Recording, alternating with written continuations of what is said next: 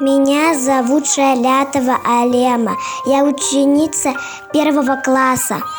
У меня есть домашний питомец. Это моя собака Багира. Мы с ней верные друзья. Она очень умная и добрая.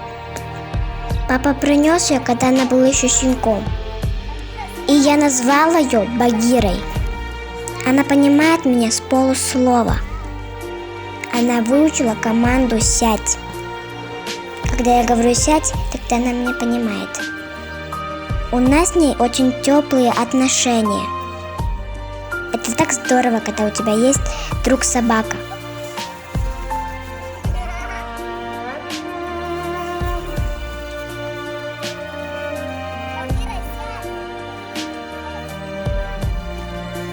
Собака – это лучший друг человека.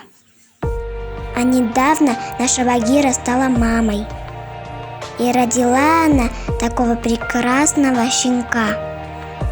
И я назвала его Рекс. Заботьтесь о животных, ведь они такие милые.